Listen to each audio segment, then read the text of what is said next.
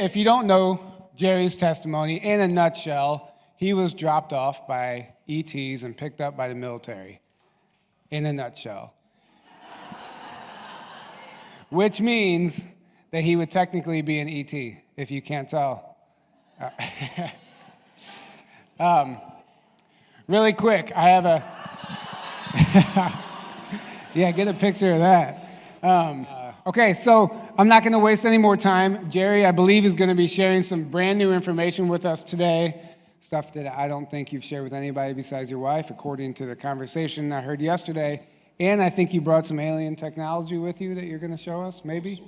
Well, sort of. Okay, we'll find out what that is, too. So without wasting any more time, let's give it up for Jerry Wills.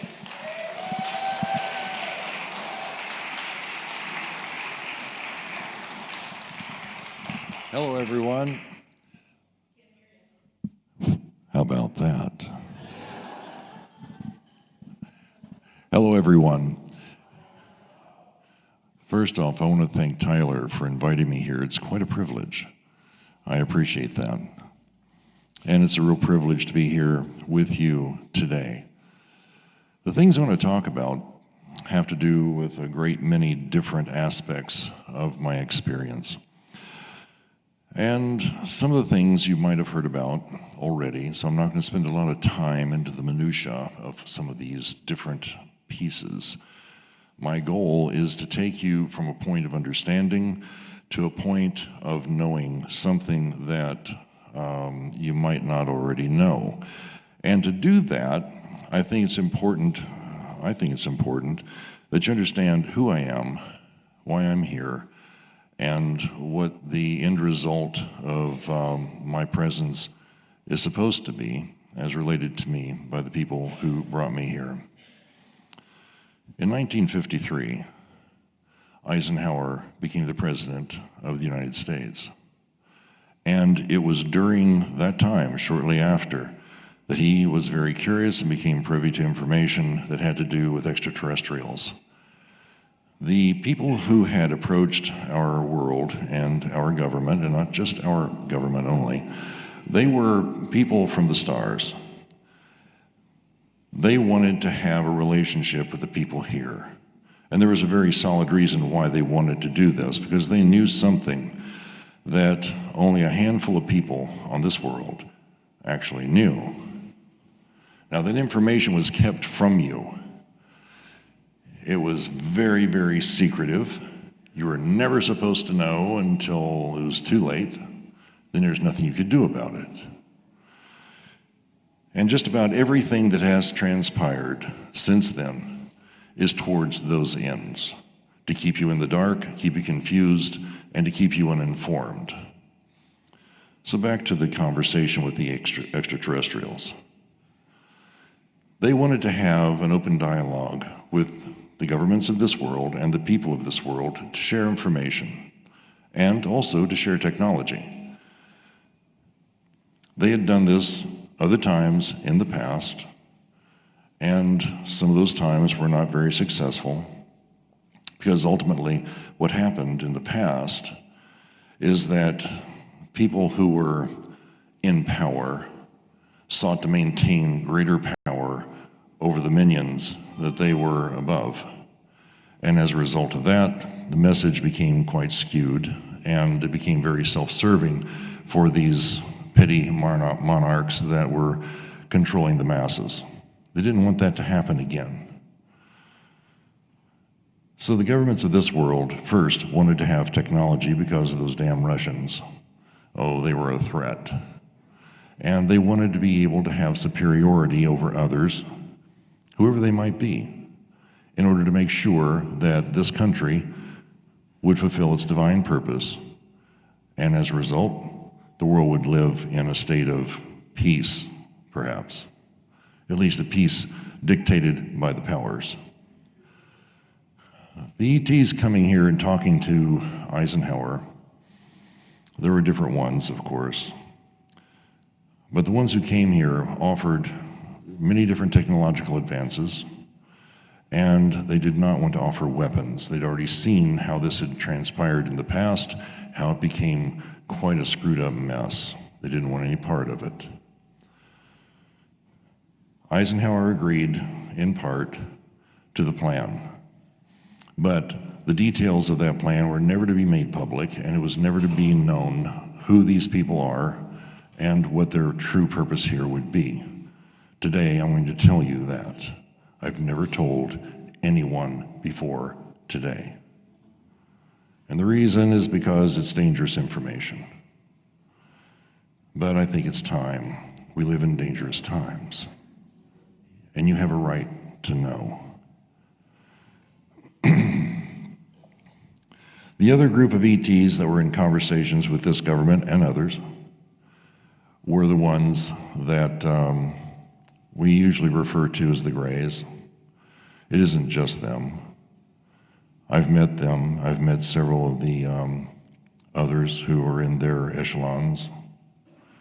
And quite honestly, their purposes for being here are for harvesting, and for harvesting the people and the resources of this world. It's a bit of an outpost, a great place to refuel, do the things that are needed to be done for them, and then carry on, go wherever they're going. The deal was struck.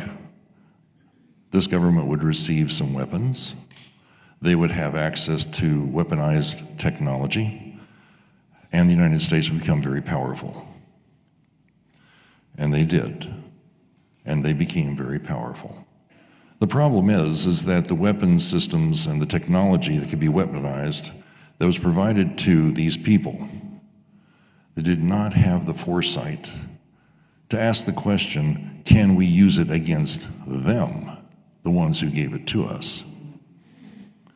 And of course, the answer is a solid no. That can't occur.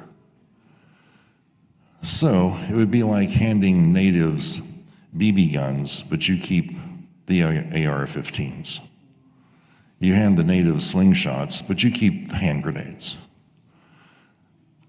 This government had no weaponization that could counter what these other beings had in their stores as common pieces of equipment.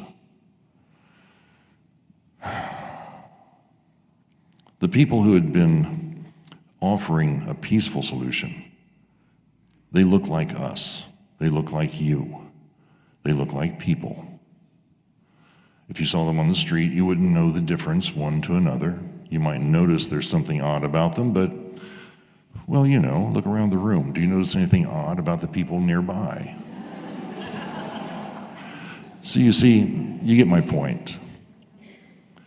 The plan that was put in place was to bring people to this world who are not from this world so that they could bring with them their knowledge and some technology and unique abilities that are not common among the people of this world. There were many children who were brought here. And that's why when I tell my story, that I was found in a farmhouse, in an abandoned place, in the middle of the hills in Kentucky, and that I was retrieved by the Army Air Corps in 1953. There was no Air Force. And I was taken to the hospital at Fort Knox, and I was kept there until I was assigned to a man who was in the service, and his wife, who was barren, and that I would grow up as their son. You see, if we're brought here as a baby, and we grow up here, and we adopt the cultural uniqueness, let's have a hot dog, let's celebrate 4th of July, how about some pizza? I love to have a cigarette. My coffee is right over there, next to my beautiful wife. We grew up here being just like everyone else. We became citizens of this world. Some of us were here in the States, some in the UK, some in Russia, every country, a lot of children, and not just from one world, but from several. And our mission was to watch. We would watch, pay attention, make notes internally, and periodically we would have contact, and we could share our information with those who were actually part of our world of origin. Not that they needed our notes, but as a cultural exchange, it was interesting anthropologically, because there's a lot to be gained. This world is rich in personality and people, in culture and ethnicities. This is a beautiful place. And as representatives hidden away, we could absorb all of this and enrich others. And that's what we did. I was a watcher. I had many, many contacts over the years, and during that period of time, I had a lot of information that was provided to me. This was face-to-face, as I'm here with you now. I ate the sandwiches, I drank the juice, and I sat and had the conversations both physically and telepathically. And at times, I had information that was provided to me in what you would call a massive influx of data. I had the way to do that. I can explain how it's done if you want to know. And that data was preparing me for adulthood. Because one of the things that I could do here in my uniqueness was to take any one of a number of talents that are just commonplace in our world, and I could use them here to help the people. I could also take the knowledge, and I could use that knowledge to help the people of this world. And I did. I became discouraged after a while because of the greed and avarice.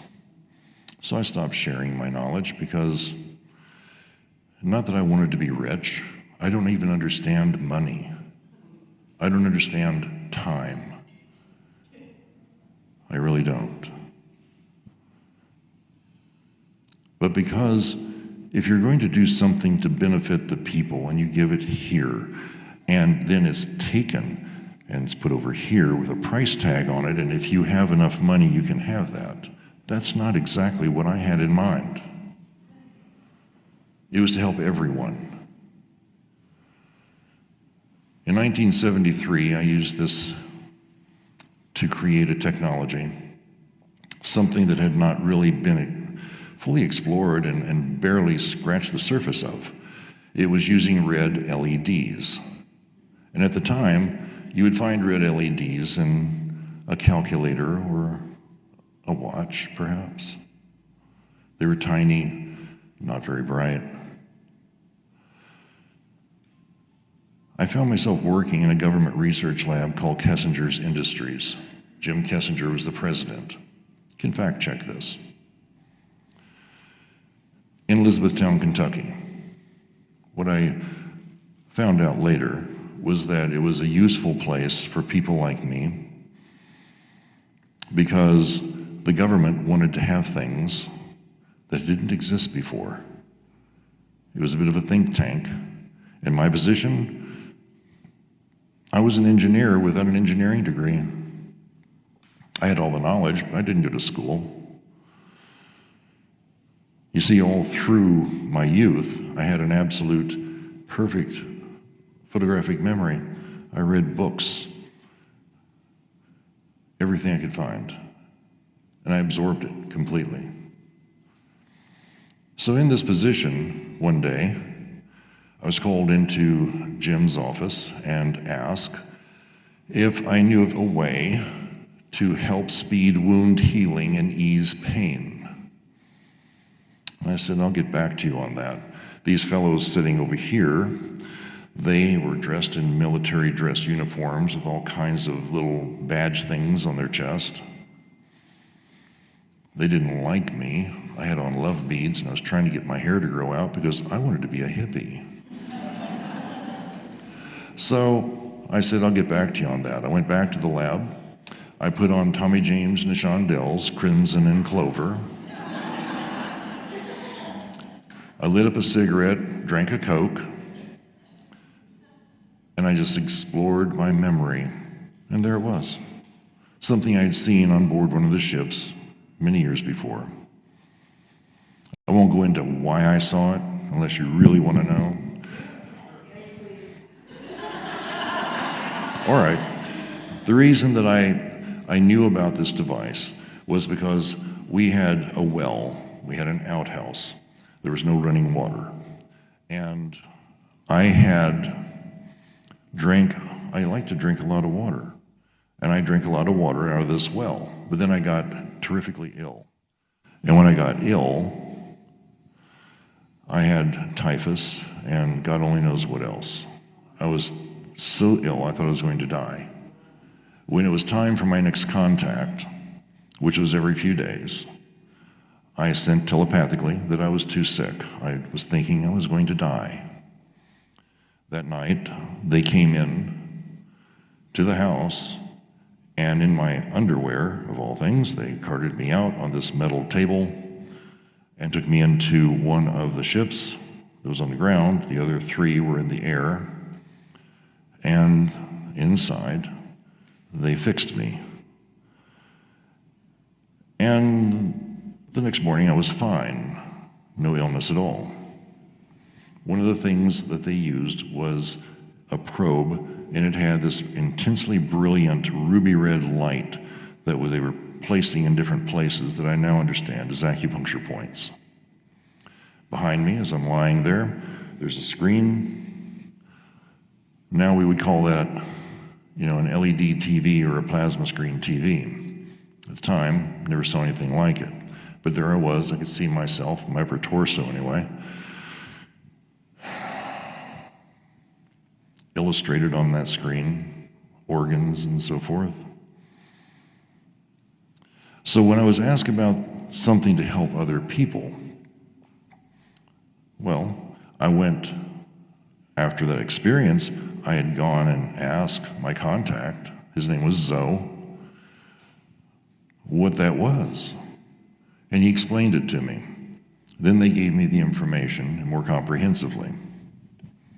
So when I'm being asked now in Jim's office about this, I wasn't sure if I wanted to share this or not. That's why I wanted to go back and listen to Crimson and Clover. I came to the conclusion that it would help people because the Vietnam War was going on. And having come to that conclusion, I decided I would. So I told them what I needed, and they somehow managed to find some very bright LEDs, which were quite a very rare commodity, back in '73 anyway. And I built the first device. It would measure your heart rate, but it would also speed wound healing and eliminate pain. After I finished, it was demonstrated. It worked, of course, how could it not? And it was then, thereafter, classified. And I never saw it again. And of course, because I had a top secret clearance, I couldn't talk about it, nor could I make one for myself. Of course, I couldn't find the materials either. It wouldn't be for a few decades before people started using these for their horses. And then they started using it for themselves, and now you find them all over the place. Where did it come from? You start looking into it, you'll find that NASA had something to do with this. But NASA got it from the military, and the military got it from me. When you see a red light unit, I'm the one who originally invented this a long, long time ago for the benefit of you. And it was turned into a money-making enterprise. There were other things that I did as well. No point in going into all those different things. If you look for my name on the patents, you won't find it. I was always working for someone else. And when you work for someone else designing things, that's the company that owns it, not you. So I became a little embittered about that, and I stopped doing it. The real crux point came for me when I designed, with the help of Marcel Vogel, the 3D electron microscope. I designed it on paper, and I provided that information to a place called Western Medical. I had just finished the project with them for something that you now call a VR helmet. I made the very first VR helmet. But it was meant for doctors to do remote surgery. Anyway, when Western Medical came and took the lab and took all the notes and took everything, and they paid me off, I felt sad because I knew this had terrific potential, but that's the way it goes. Until the Nobel Prize Committee selected a couple of scientists in the UK, I think it was the UK, who won a Nobel Prize because they had designed a 3D electron microscope. At that point, I said, to hell with this, I'm not doing this anymore. I have plenty more inventions, but what's the point? So anyway, moving along, that's how I found out that's how I knew to pass on the information.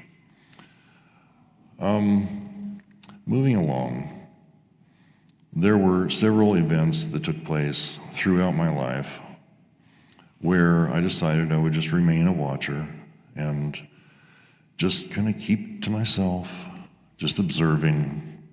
Once in a while, I would have an opportunity to speak at a conference like this. I thought it was fun. And so I told a few of the stories, but I never went into as much detail or depth as I could have, because after all, I'm a watcher. I'm not supposed to be the person who's actually watching, and you know that I am. I'm just watching the UFOs. That all changed. And it was in the early 2000s. I was in New York, in Chappaqua. There were some terrific psychics there. I was at this wonderful little center where some of the world's best psychics would show up and do readings, and we came in from all parts of the country. And I was doing healings for people, because one of my unique talents is being able to see inside of your body, see what's wrong, sometimes fix it, most of the time tell you how it got there and what you can do to fix yourself. I don't want you to need me as a crutch. So, two of these psychics that were truly profound, probably the best I have ever seen, and I've been all over the world. This one gal said, I'm getting a message. You're supposed to tell the world who you are. I hadn't told her anything. I said, what do you mean? She says, you're not from this world. So how do you know that? She says, I'm psychic.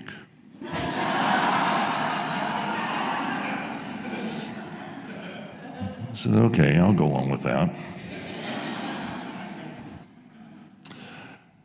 So I said, I don't know what you mean, though, tell the world who I am. She said, no, it's time for you to stand up and let the world know who you are. I'm getting this very clearly. She says, I've known you were from another world all along. I said, but you're psychic.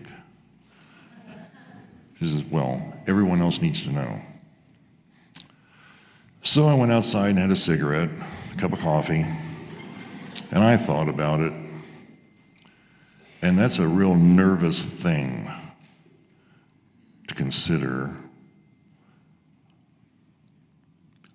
The next day I set up a broadcast portal, very similar to what you have here, connected into the infant internet with my camera and microphone and everything intact.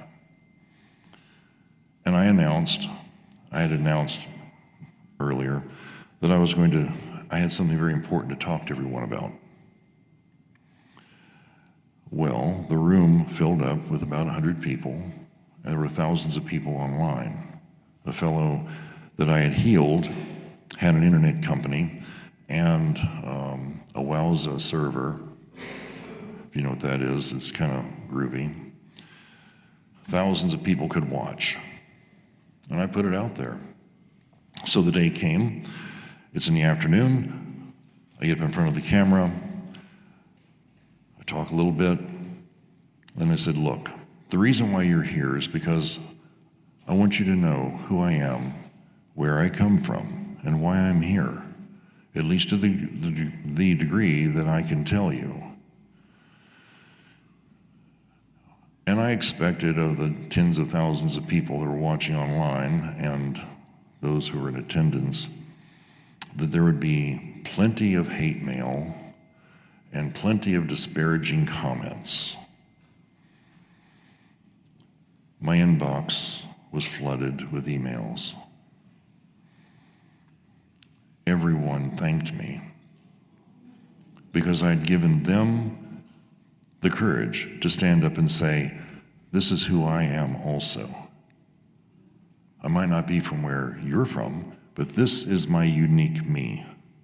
And I gave all these people, I guess, the incentive to be uniquely themselves. My friend the psychic was correct.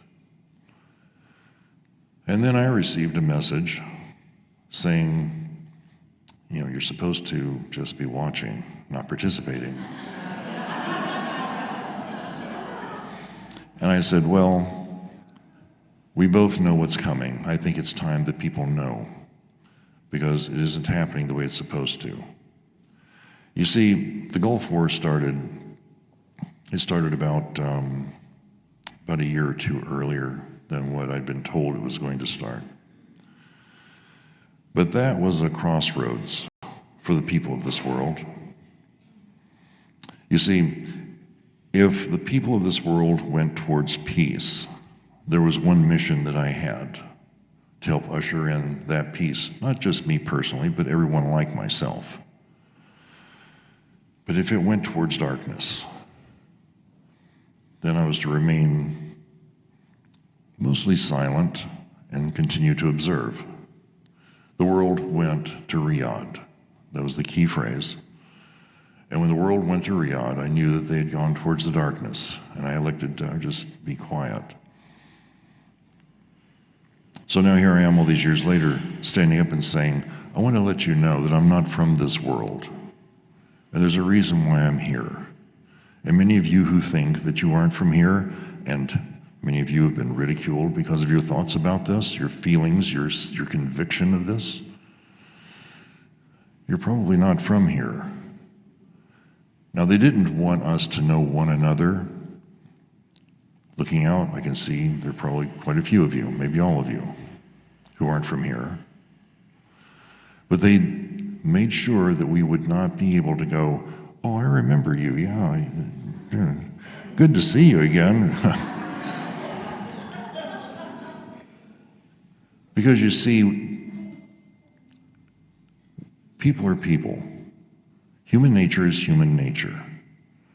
And there would come a point in time where we would just get to the point of being absolutely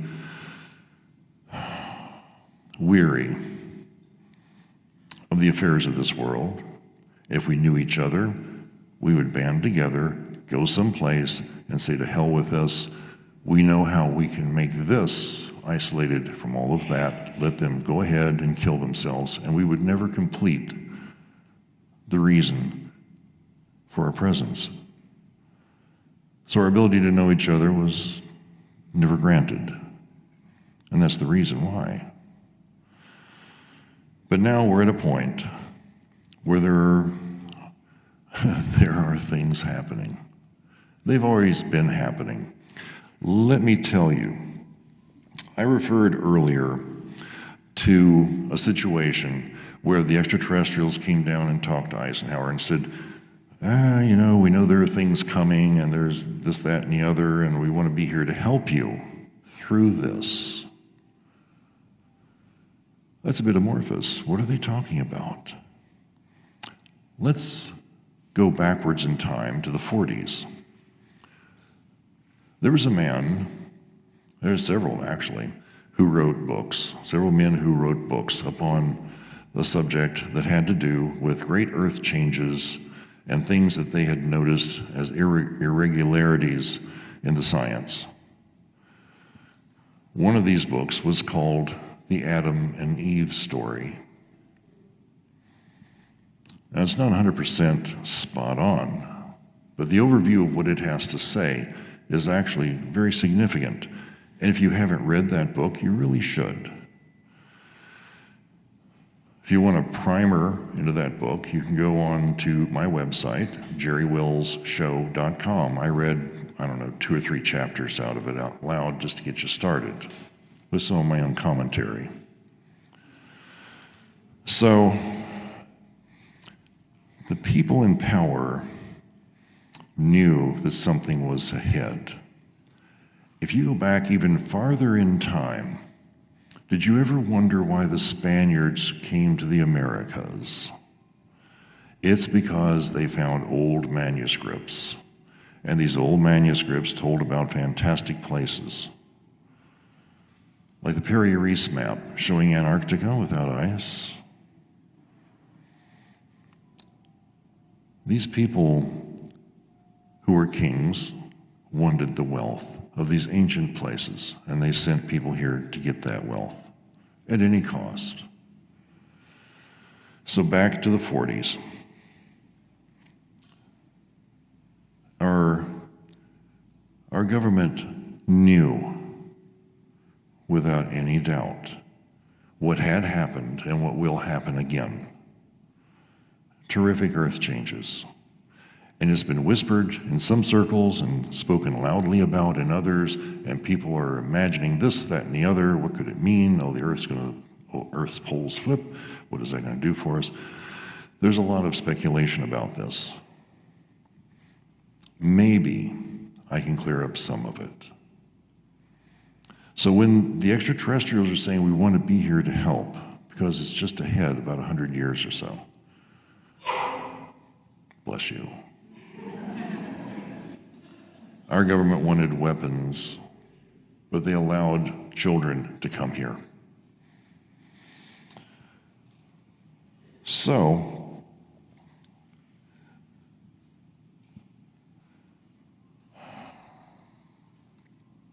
what they knew and what was ahead, like I said, they've kept this from you, and for a very specific reason. You're not prepared to know it. You are completely incapable of changing it. This is them talking, not me, by the way. And, well, if you were to find out, it would be chaos. Many of you wonder why there isn't UFO disclosure. This is the reason. If you knew who they were and why they're here, you would know why you're here, and you'd know what's coming, because you would know why they're here. And that's a very dangerous situation for those in power. I'm not going to choose my words carefully. I'm going to tell you what I know and let the pieces fall where they may. Now, you have a whole series of events that have transpired in the past many years. You've had abductions. You've had false pregnancies. You've had men and women who have had either sperm or eggs harvested. You have alien implants. You have cows that have been, dissected uniquely. Have lots of UFO reports.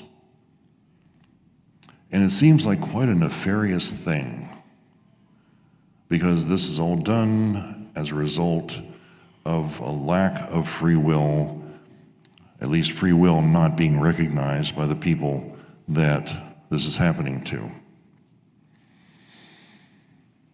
And you're right. But part of the plan between them, some of them, not necessarily the people I represent, but some of them, others that are out there, is to harvest a very large and vast gene pool. And just like the seed vault up at the Arctic Circle, the gene pool would be kept safe. Now, in some instances, children were grown and they were taken to other worlds. And in some instances, people that you've heard speak here this week were caught, tormented, and put into very unique positions, let's say, that when they find out later what they were doing, they're either angry or ashamed of it.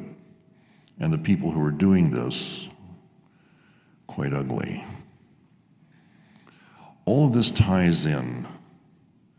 It ties in to a situation where different groups of extraterrestrials are doing different things in order to achieve a mission that they have selected for themselves as being a mission that they felt needed to be accomplished. And there's not much can be done about that. Well, maybe not until now. And in a few minutes, I'll tell you how that's done.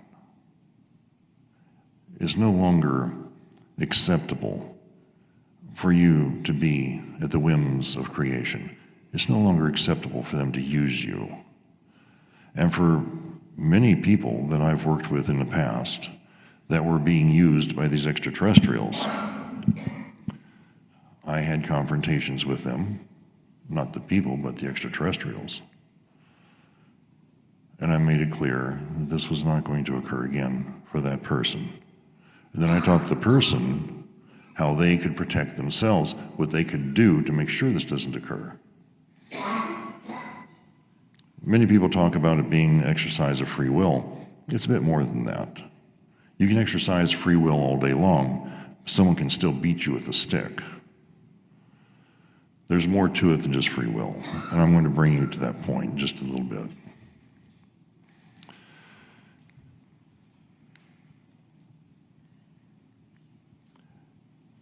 The things that are ahead are very clear and evident. Let me explain what happens to this world. If you're a fan of suspicious observers, you're probably already exposed to this information. If you're not, you should be. It's on YouTube. You should watch everything there that you can. You see, this information was provided to me by those people that I was visiting with when I was younger, 13 to 18 years old. And then there was a furtherance of information provided to me by a guy named Rich. He was a Pleiadian, met him at Machu Picchu, and we became pretty good friends for a while. That's a whole other story. What happens on this world, and what I saw when it was being illustrated to me by Zoe and a couple of the others that he was with. This is inside of a UFO that landed out in the field back in the hills of Kentucky. I saw the world in turmoil. I saw great buildings collapsed and washed away. It was honestly quite horrific. And I remember after seeing all these things that I wasn't emotionally prepared for what I had seen. And I tried to block a lot of it out of my mind, and I talked to Zoe about this afterwards, and he says, don't worry, it's there, but you don't have to emotionally connect with it until you're ready. I never knew what ready might actually feel like, but I got to a point to where I thought, I want to know more. So I explored those memories from so long ago. The things that Ben Davidson talks about on suspicious observers, these things are coming to pass. You might have noticed last week that there was a beautiful, if you were out to see it anyway, the aurora. Beautiful. It was seen all the way down into Mexico. The thing that was remarkable about this, it was red. Red means something very specific. Red is heating up, as I recall, the, was it nitrogen, I think? I don't remember exactly now. But at 200 miles above the Earth, that's where the red exists. The greens, the blues, those are much lower, 50, 60 miles. The Earth's magnetic field, this planet we're standing on, the magnetic field since 1878, the Carrington event, has progressively gotten weaker and weaker and weaker. And now it's somewhere guesstimate at about 20% of what it was. When this happens, sunspots, these bursts from the sun, coronal mass ejections, they send out a terrific level of energy. That energy floods out through space. When it impacts the Earth's magnetic field, if it's healthy, it holds steady. It's not healthy. And it's allowing terrific levels of energy to go into the planet. Tesla taught us that the planet is like a giant capacitor or a giant storage battery. And it goes in, and it eventually will come back out again. This is why you see lightning coming from the ground going up. There's more and more of that lately. As the Earth's magnetic field weakens, it also is traveling. It's left its mooring at the North Pole, where it was supposed to be, and has traveled quite a distance, and so is the South Pole. They are set to converge in the Indian Ocean. As the Earth's magnetic field begins to weaken more and more, this movement is going to go faster and faster. And as this movement goes faster and faster, there's not one north and one south. There are multiple poles on the Earth, and this means that the field is even weaker. And when that occurs, cosmic rays and highly energized particles from the sun, instead of them coming in at the top, they're coming in all over the damn place. This is going to ruin the ozone layer. This is going to severely change the weather patterns. There will come a point in time where the Earth is going to be from where it is now, and it's going to tilt over. The center axis point is pretty much right there, central eastern coast of Africa. When this occurs, Peru will become the South Pole. You can do your own geometry on a plot, and you can figure out exactly where you'll be here. You'll be closer to a temperate zone than you can ever imagine. There will be a new equator. And this equator and this tilt of the Earth is like taking a pan of water and suddenly shifting it. It dodges one way, then it goes the other and sloshes out. The last time this happened, 12,000 years ago, and shortly thereafter, Göbekli Tepe was created. The last time this happened, the Pacific Ocean left its mooring, and it went cascading, first one direction, then another. Look at the coast of South America, the entire desert. And this is the reason why you find whales at 14,000 feet and other marine life, their skeletons, up on the side of the Andes Mountains. It's the reason why Tiwanaku is under meters of silt. It's the reason for a lot of things. The Earth was at a position like this, And 12,000 years ago, it tilted up to where we are now. When it tilts again, it'll tilt and remain there for about another 12,000 years. The first 6,000 years, this will be when humankind reorganizes and those who are left alive will begin new colonies of populace and things will start over. But long before that occurs, the field around the earth is going to diminish to the point where one of these days, one of these bursts from the sun will totally fry out everything electronic on the planet. Now this sounds quite dismal, and it is. And it's happened time and time and time again. And in my experience, and looking back over time through my own existence in multiple lifetimes, I've seen this over and over and over. Different ages, different people, same result. This sounds quite dramatic and very depressing, I know. But there is a point to all of this. The earth does this because we get to this level of intelligence and technology, and we lose the spiritual aspect. Other worlds have had to rediscover this as well. They've had to come to terms with this. This world needs to also. You see, let's take a small fractional thing. This is the part where I'm going to tell you how to change it. Let's take a small fractional thing. You've seen someone bend a spoon, right? Or you know about it. And maybe you can bend a spoon. I had a drawer full. It was a nice parlor trick. What if you had everyone in this room who is actually very capable of bending a spoon?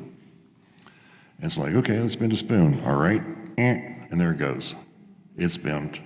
It's dandy. Okay, let's go for a cup of coffee. We'll stir our coffee with this bent spoon. Maybe we'll unbend it just for that occasion. So let's take everyone in this room who could do that quite easily, no hesitation, and let's say we get together and decide, I don't think the earth needs to do this. Well, if you're going to make a decision like that, you better have the wisdom to know whether this is a good idea or not. But let's say you have the wisdom. So everyone in this room goes, in order for this to work, we have to go out there and we have to talk to people and get them up to speed with what the plan for this is. And then we're going to teach them how to bend spoons. And then when they can bend spoons, we'll show them how to do other amazing things. Okay, let's do that. Well, we've got, 50, 60 years. We'll have our children taught for sure, and they'll be doing this too, and teach other children. Why, hell, we'll start a school and teach kids how to do this for sure. And there comes a point in time where we've achieved a level of knowledge and ability, and from our experiences, we have reached a level of wisdom where it's like, okay, we know something has to change in this world, but it doesn't have to destroy us. And we enact it. And in enacting it, sure, the magnetic poles, everything is a cycle. It's kind of hard to stop that clock. But when it comes time for the sun to release a terrific burst of energy that would decimate us as a planet, and the reason why a lot of ancient cultures worship the sun, heresy. It's because the sun is connected to us. and we could collectively together send energy to the sun to protect it and to keep it from blowing this world back into the Stone Age. This is what I was sent here to bring to you, and I've been trying to do for 30 years. Not in an overt way. There are too many people trying to shove truth down your throats. Just a suggestion. It's possible. You could do this. Just give it a try. No money involved, really. And if there's any involved, it's a penance. It's not much. It didn't work. Oh, sure, there were a few people who were interested, and some got quite good. Of the thousands that I taught, maybe a dozen got quite good. And that's fine. This is an easy place, this world, to become distracted and move on to other things. But I'm telling you that it isn't too late. The information I was given,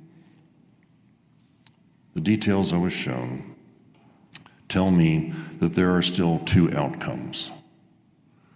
Things will either go to hell in a handbasket, and this world will indeed go through those terrific changes, or we can decide that it isn't necessary. The third option is to survive it, and in surviving it, start over and create something more beautiful than has been here previously. Many cultures have done that. But keep in mind, it takes about 4,000 to 6,000 years for society to get back to a place to where it's anything's recognizable to what we have today. Then another 5,000 years to get to the technological edge that we currently have. It's possible. It's possible to survive this. It's possible to change the world. It just depends upon you.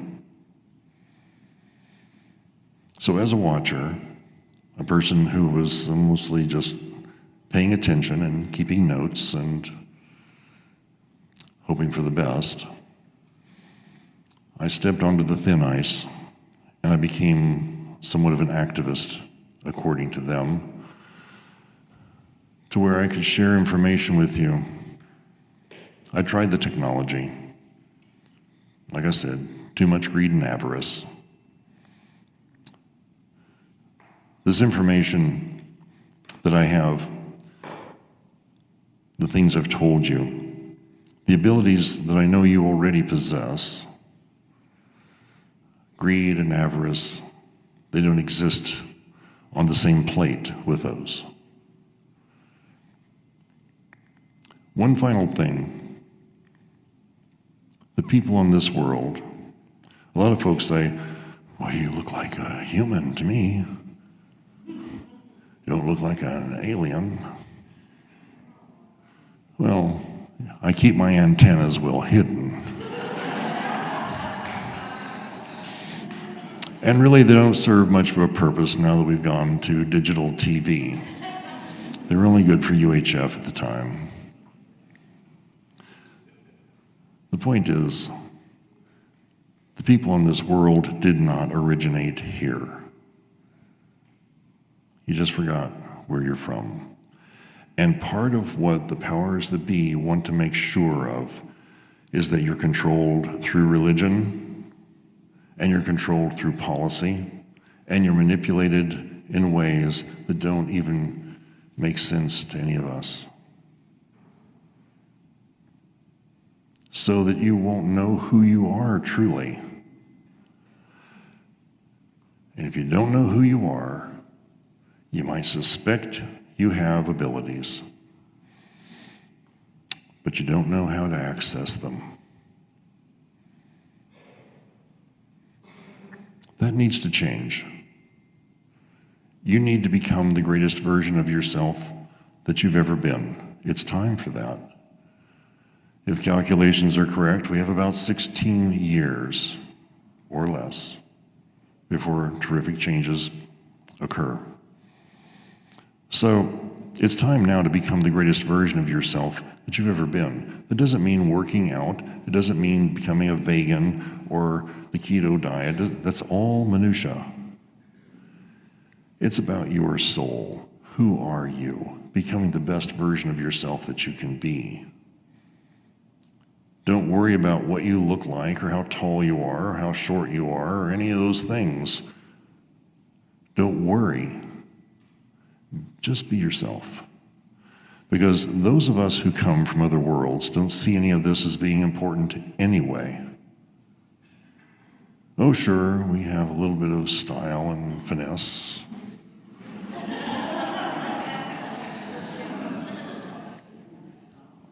If you know what I mean.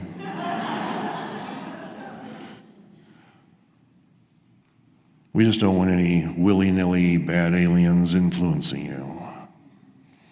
And the only way that that's going to happen is if you know who you are. So this is the part I was referring to earlier. The free will thing, that's okay. But each one of you possess a terrific level of energy within you. And that terrific level of energy, if someone from another world is trying to influence you, saying no is one thing. But just taking a deep breath and laughing and saying, I don't think so, that's completely different. The difference here being the difference between fear and joy. Confidence is going to be the one element that returns your abilities to you and brings your strength back into your being. Be happy about who you are, have joy, laugh a lot, and bring that energy into being within yourself. One last thing I want to show you. I promised I would. I don't even know how long I've gone. What's the time? 45 minutes. Then we'll have plenty of question and answer time, won't we? I want to show you something. Let me give you the story on this. When I was 28 years old, I was promised another visitation by the people who had brought me here. It was supposed to happen every 10 years. So I had a telepathic contact, and I was told to go on this road in the middle of nowhere through Nevada. Some location, I didn't have a map. I didn't know how it was going to happen. Well, as it turns out, a friend of mine was doing a presentation at a conference in Reno, Nevada, and he asked if I would lend my electronics expertise to help with his project. In return, I could go with him and help out. So I did. And this was how I got to this location. We got finished with the conference. We left, and we had to park on the side of the road late at night and get some sleep. We were woke up by a terrific shaking and lights everywhere. Got out, took a look around. It was a gigantic UFO right over the top of us, just moving really slowly, and it went off. Well, that was pretty groovy, considering we're just at a UFO conference. So we were pretty excited about that. The next morning, we proceeded on. We stopped at this town, got some fuel, and proceeded on. We got as far as a place in central Nevada, a little ghost town, and we needed fuel again. After all, we're hauling this big-ass trailer behind us full of all kinds of stuff. So George gets out of the car, he's driving. We're all gonna get out, really. It's kind of early in the morning, about 7-ish, 7:30-ish. And it's just a ghost town, but there's a gas station. And out of the doors of the gas station walks this guy, honest to God, looked like he walked off a Western movie set. And he says, "Why don't you folks come inside? Have a moon pie, there's some pop in there." And so filling up the truck. He comes inside, tells George, says that the bill is whatever it was. George is like reaching for his wallet, and he goes, "Oh my God, do you have my wallet?" He left his wallet in the town back there somewhere. This man says, "It's okay. I'll go back and get it for you. You just relax here for a little while. It'll take me about an hour or so." He gets in his pickup truck, leaves the gas station, tears out of there in an old Chevy. Used to be red, now it's kind of a rust and reddish color. And he just takes off down this gravel road and he's gone. Well, George and his girlfriend are sitting there and they're tired. And the other gal that was with us, an older lady, well, I have no room to talk now, I'm much older. But this older gal got up and she took off. She wanted to go walk around a ghost town. After a few minutes, I thought, well, I think I will too. So I got up and I went a different direction. And I walked around and looked at some of the windows. And, it's just a ghost town. Nobody's there. Doors halfway open. Looked in this one window, kind of wiped the dust off. And inside of this glass case where there's nothing else, there was a crystal ball inside the glass case, inside of a golden bowl, bigger than the crystal ball. And I thought, wow, that's different. So I went over, door was just cracked open with dirt, kind of kicked at it a little bit, got myself in there. Place is dusty, no one's been in it. And I'm thinking, I just want to see that. That's really pulling towards me. So I went in there, and I'm just standing there looking at the glass case, and out comes this woman from behind a wall. She looked exactly like someone's grandmother in a blue flowered floral, like a nice periwinkle blue, soft one-piece dress. Hair up in a bun, gray hair, little granny glasses. And she says, shuffling up there, "Can I help you?" And I said, "Oh, I'm sorry. I didn't mean to just walk in like that. I thought it was just abandoned, and I just wanted to see this crystal ball." And she looked at me and she said, "Oh, you're Jerry, aren't you?" I'm like, "Well, yeah." She says, "They told me you'd be coming. Here, let me get that." She pulls it out of the case. The top of the glass thing is just dusty. She didn't bother to dust it. She sets the bowl down. It's shiny. And of course, the crystal ball's in it. And I'm looking at it. She says, "Go ahead, pick it up. Take a look at it." I'm looking at it, and I said, "I just think this is beautiful. I've never seen anything like it." She says, "Do you hear it?" And my ears were ringing. It was just a real strange sensation. I felt this energy kind of through me. I was a little tired, must admit, but there was a presence about this thing. And so I said, "I have no idea what something like that's worth, but that is just beautiful." And I went and put it back in the bowl. And she says, "You can't sell a crystal ball if it's real. It has to be given as a gift."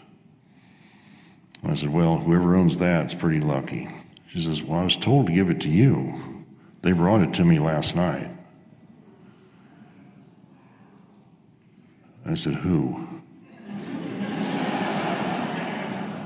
"Last night, this big-ass UFO just rolled over us, shaking the whole damn car."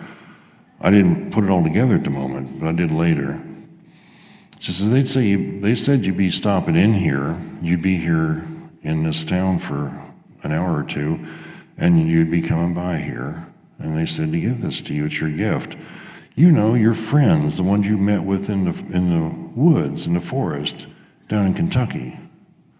I said, "So?" She says, "That's one of them." Says, yeah, this is your gift. They brought it here, told me to give it to you. Honest to God, it was like I was in a twilight zone. So I said, I need a cigarette. She says, you want to go for a walk? I said, that'd be great. We can walk and talk. Well, this gal, Nancy, she had this little thing called a Pearl tape recorder. You might know what that is. If you don't, it had a little bitty, teeny tiny cassette tape in it, and you had batteries, of course. You hit a button and it would record, and you hit the other button, rewind it, hit it, it plays back. So I realized it's right there next to my cigarettes. So we're talking, and she's telling me all about the crystal ball and the instructions on how to use it. And I said, hold on just a second. Pull that thing out. I said, I want to record this. And she laughed. She says, well, it's okay if you try to do that, but you're not going to get my voice. But it'll get yours. I'm an electronics engineer. I know shit like this. That ain't the case. I clicked it on. I said, testing, 1, 2, 3. And I put it to her. Dogs over there barking. Wind's blowing. And she's talking. She says, it's okay, but you're not going to get my voice on that recording. I said, sure. Click, rewind, play. Here's my voice. And there, in the middle of her talking, is a damn dog barking. There is no voice for this woman. And I cannot explain that. I don't know how that occurred, but so we continued talking. We walked for a while. Then we made our way back to that same store. And by this time, we're back inside there now. And George and his girlfriend found me. The guy had shown up with his wallet, and it settled up. And the woman says, well, I have a bit more to tell you. And she looked at them and says, why don't you two just go right over here and sit down and be quiet? I thought that was strange. They walked over, they sat down, they just sat there staring kind of forward, kind of looking down a little bit. They didn't move. And she proceeded to tell me some more things. Then after she was done, she said, well, you and your friends need to get back to the gas station. And she called the guy by name, I don't remember it now.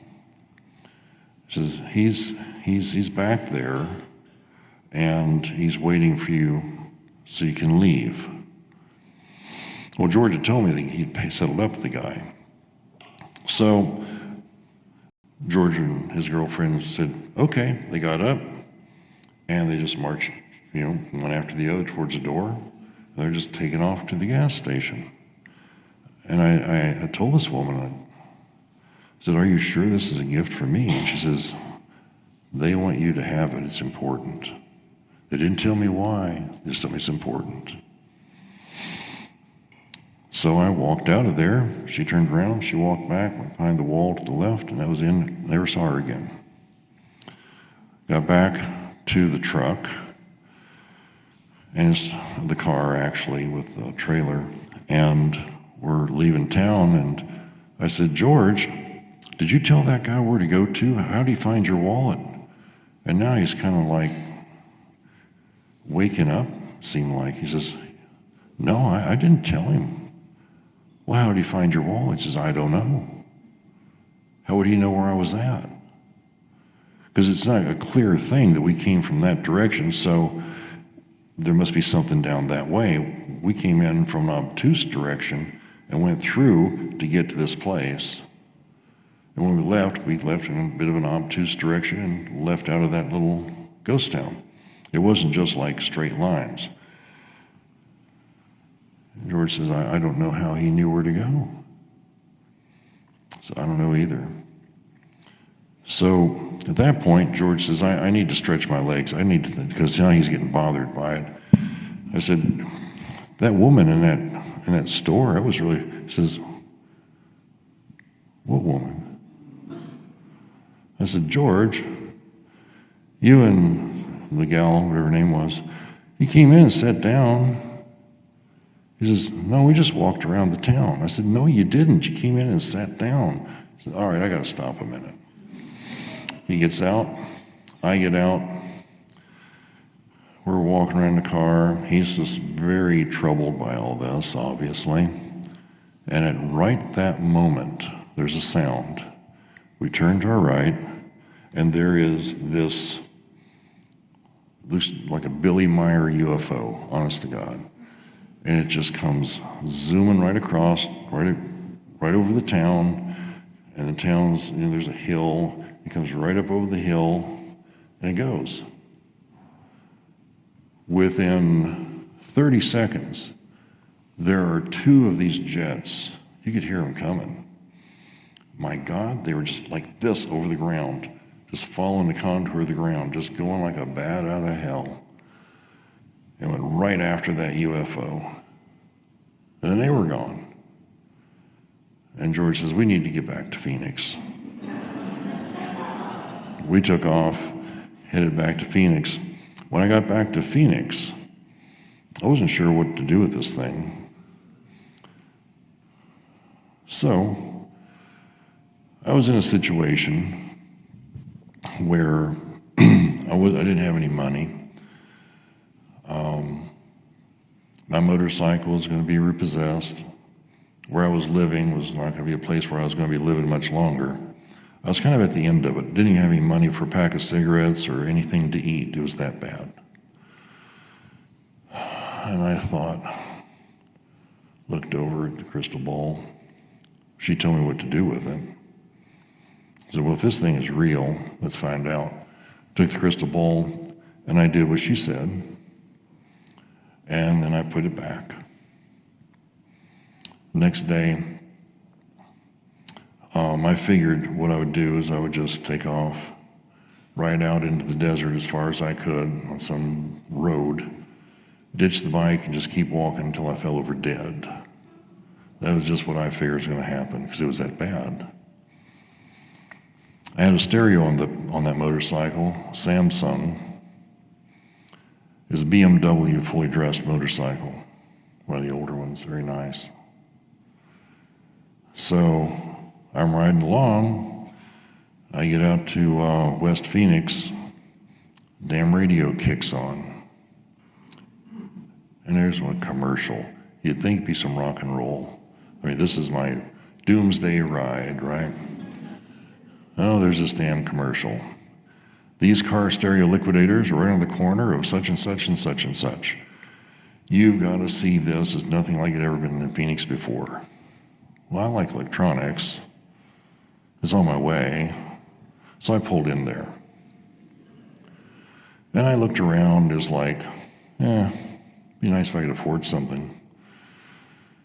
And I looked around, all the people buying things, and I went to the main guy and I said, who's doing the installs? He says, we don't have anybody doing installs. I wish we did. He says, I've got all the tools, I have everything necessary, just don't have a person to do it.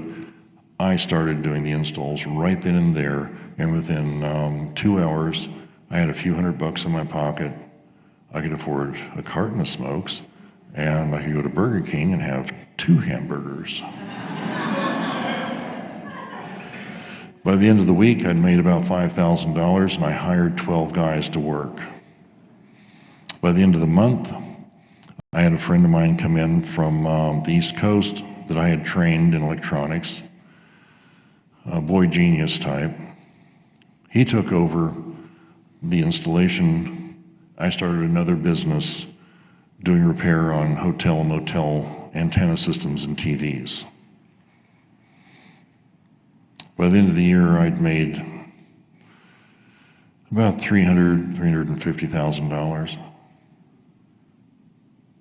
The crystal ball changed it all just that fast.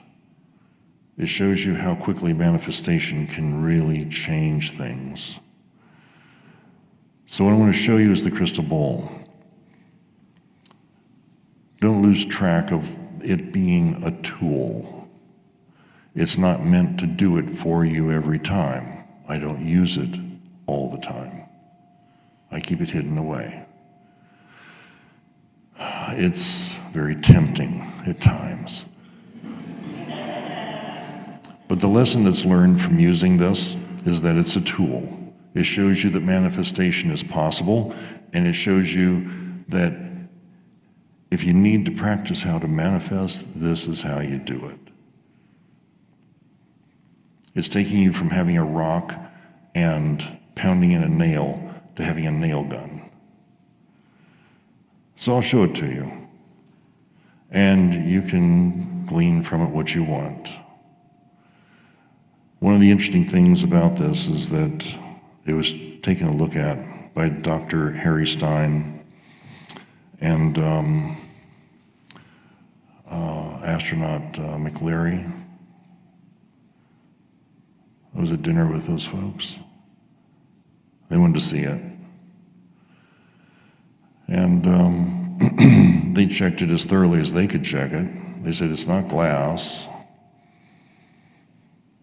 and there's no way it could have been made on the Earth because it's absolutely optically pure, but it's not quartz.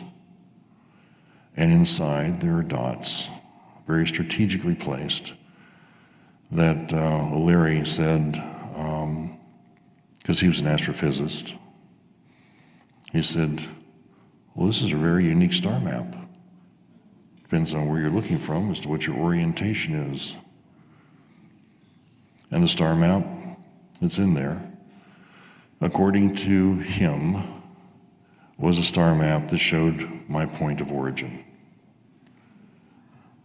And I've kept it in a safe, kept it out of the public eye for a long time. Yeah, there were people trying to steal it. It didn't work well for them. There were people that aren't very good people, let's say. But I'm very happy to share it with you.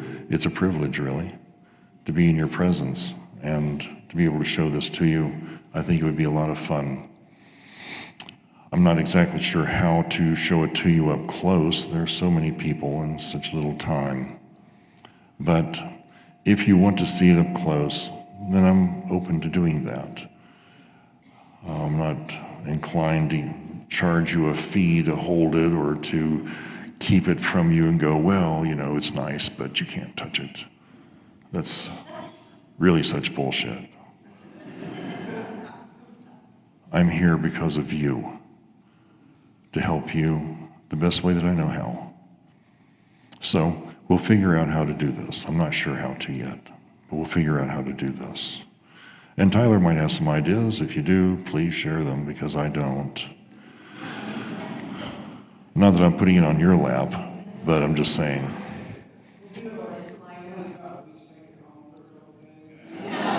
Yeah. Well, gosh, you know, it's. So I'd like to ask someone who is the most precious person in my life, the most amazing woman I've ever met, and my guiding light always.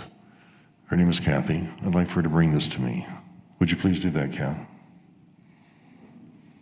Would you take it out of the enclosure?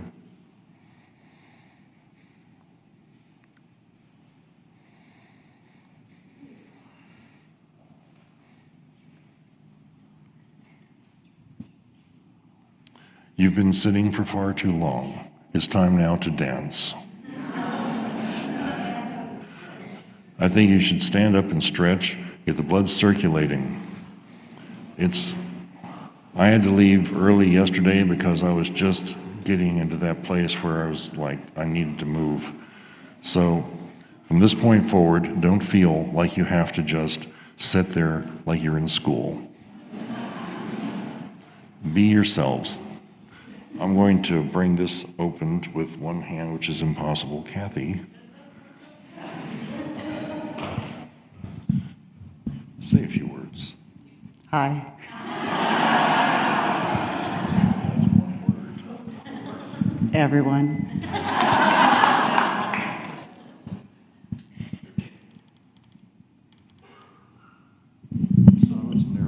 You tell them the story about the bag that you keep it in. Oh, yeah. That's a pretty funny story. This bag was made for me by a gal whose name was Tony. Tony had, maybe it's not so odd now, but at the time, she had a mustache and goatee. But it was a girl. I'd never seen such a thing. But I'm from the hills of Kentucky. Anyway, it's lined with rabbit skin, and the rabbit is shedding.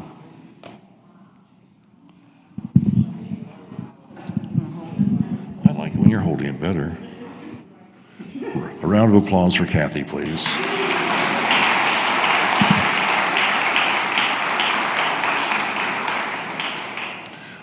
There have been a lot of pictures taken of this.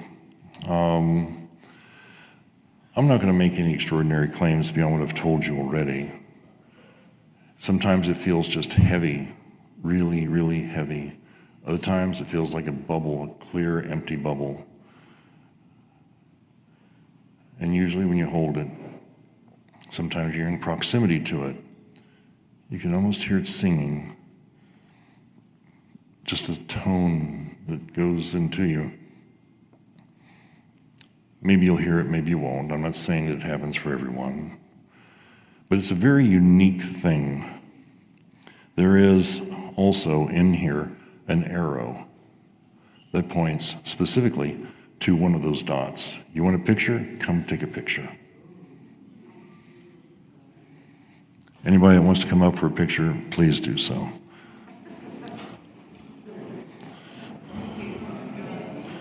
Like I said, I'm here for you.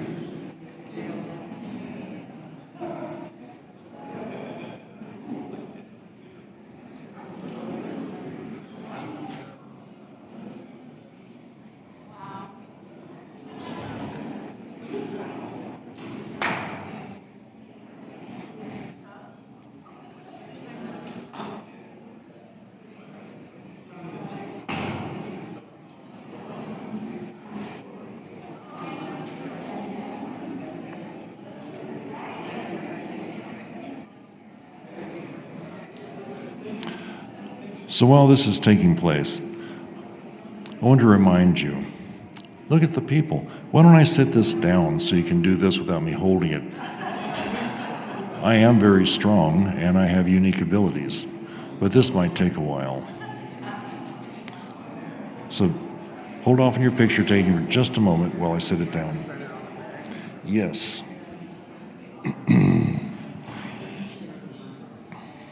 That's good. It's going to be sitting on a bag down here. And take a picture. If you want to touch it, go ahead. This is for the people of this world. It's not just for me. This is to help you. If you want to use it for manifestation, take a moment and breathe and be happy and just absorb it for a moment. Then go back and think about what it is you're wanting. Release it to the universe and don't think about it again. Be the greatest version of yourself that exists. And you won't know what that is until you try. But just do it. Don't have a preconceived notion of who you might become, because I guarantee you, who you might become is far greater than anything you've realized about yourself so far. Now I'll set this down, I'll stop talking, and you can have some fun. Just remember, if you have a diamond on your ring and you put it down towards your palm and you touch it, it will scratch it. And then there's some very bad karma.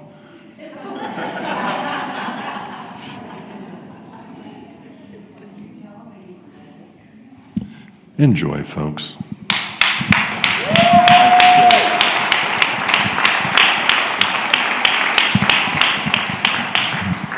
And thank you so much for allowing me in your presence. Thank you so much. Let's give it up for Jerry. This is a very special moment right now.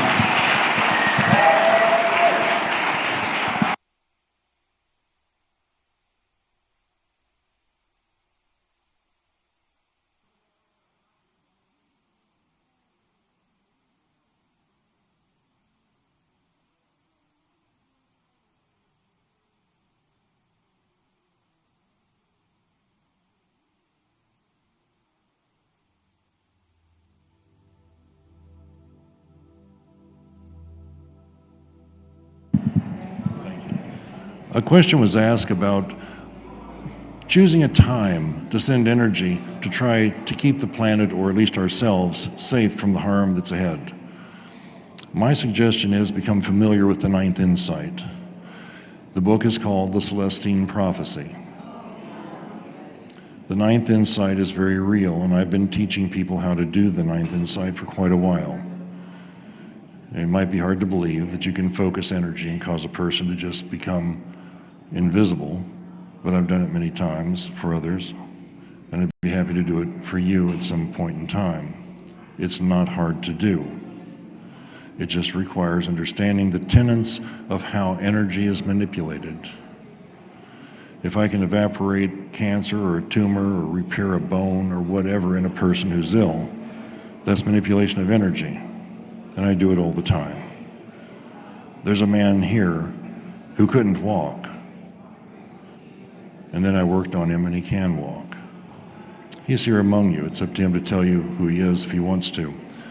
The point is this: the ninth insight is something that keeps you centered, but it also gives you an extraordinary ability, an ability that allows you to take yourselves beyond anything that you've ever recognized was possible within yourselves. You are unlimited beings, and we from the other worlds know this because we know this about ourselves to be true also. The only thing that limits you is your lack of knowledge, but especially your lack of confidence. These things are easily overwhelmed. I can help with the knowledge, but I can't change your mind as far as your confidence goes. But if I show you what you could do, you can be confident from that and build upon it. But I assure you, you are far greater. You're far greater than you realize. Enjoy yourselves with this.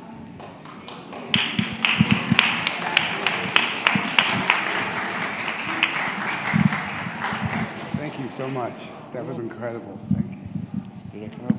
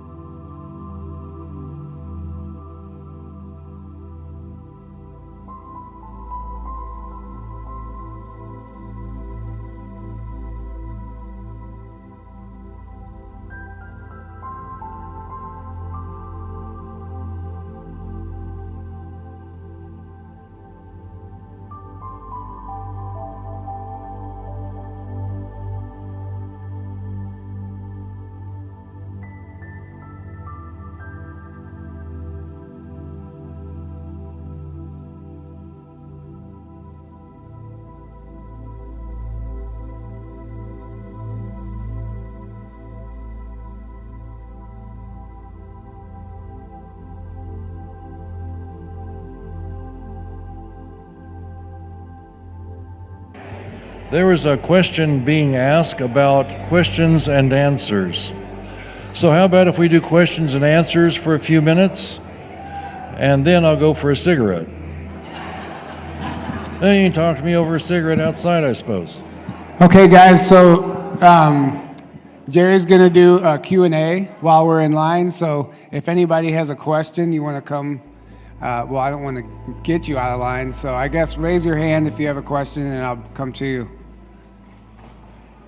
Mark raised his hand first. So where's home? Well, in the words of John Yahya, home is where you...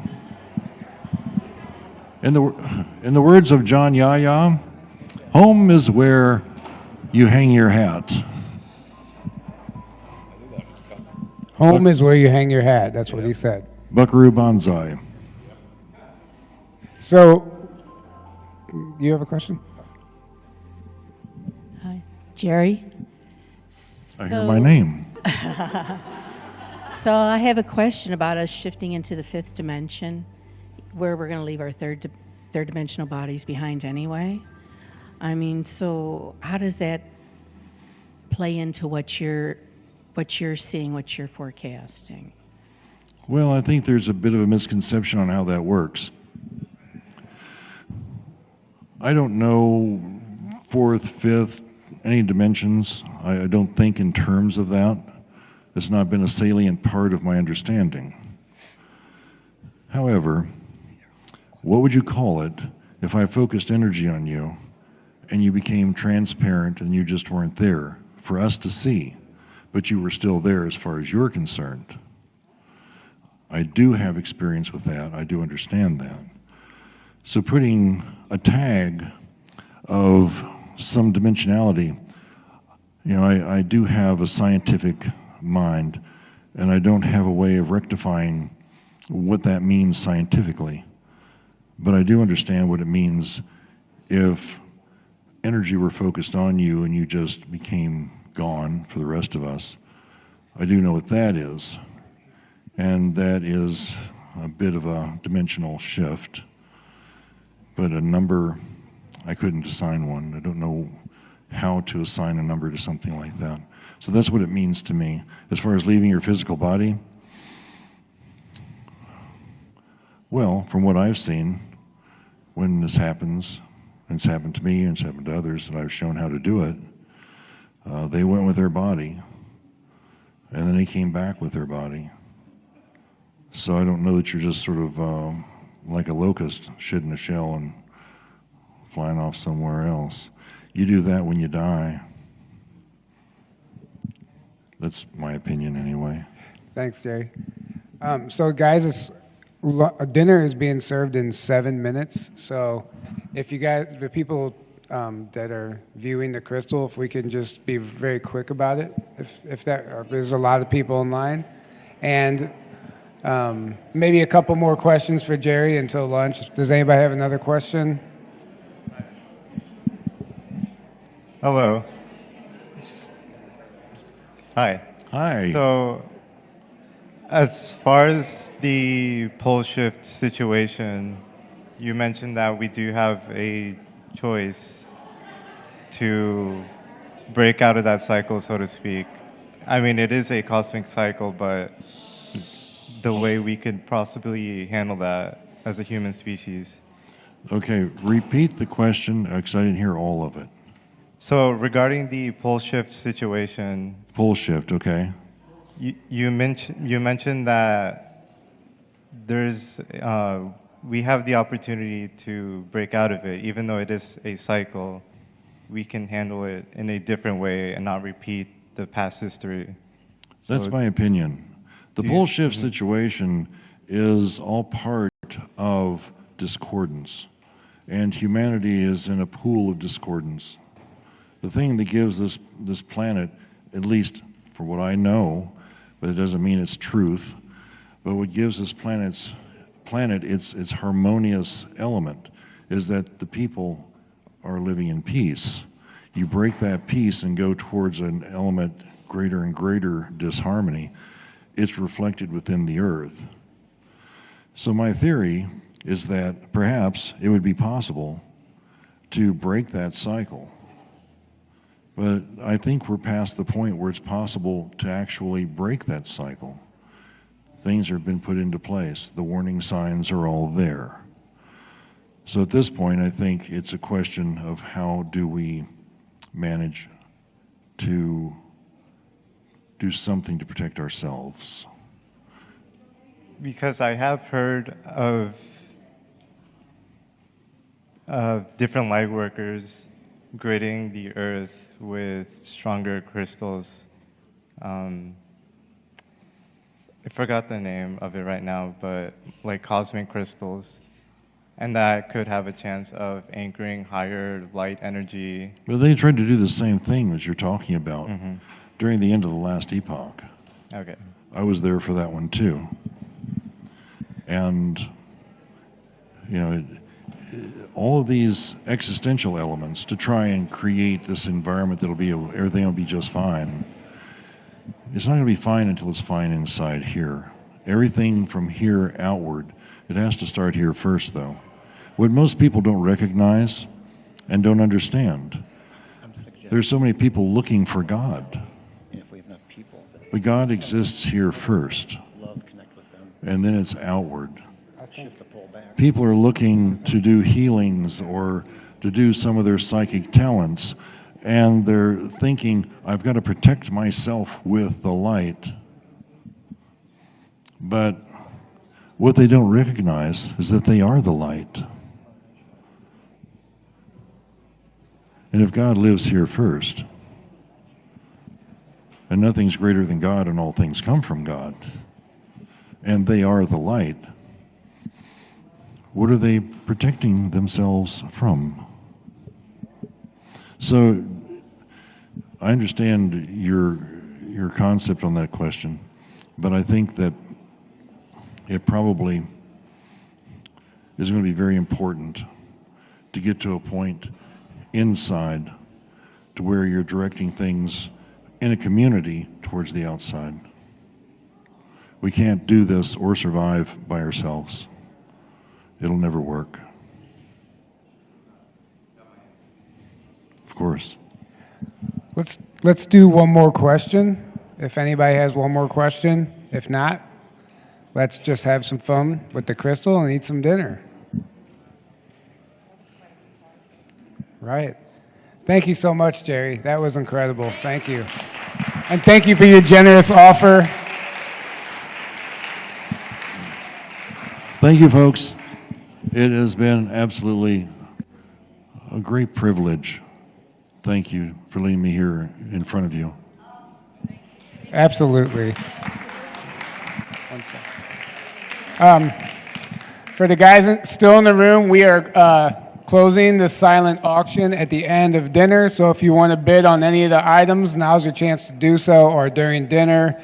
And we're also going to be announcing the raffle winners and the guitar pick guest count jar winners all before the panel tonight.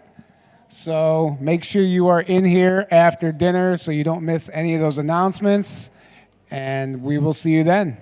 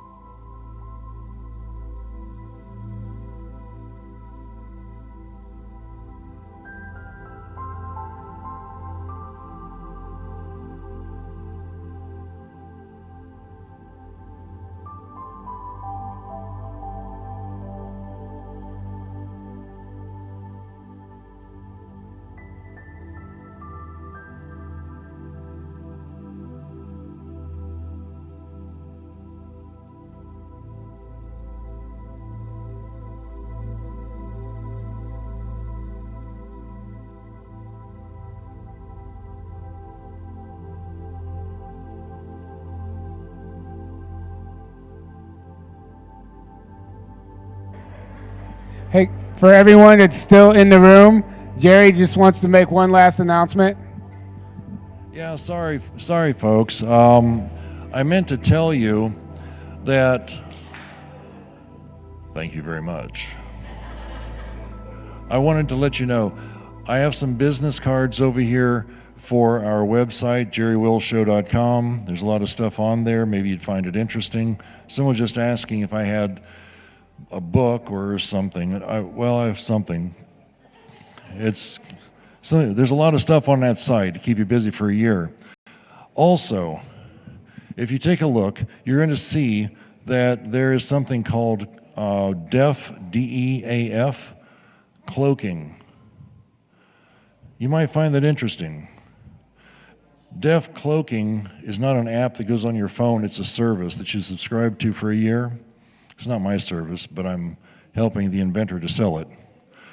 It's $125 for a year. If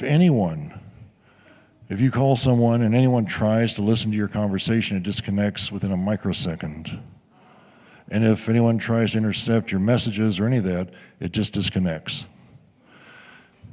Trump is using it. Bunch of army people, different heads of state. Anyway, it's available for people now.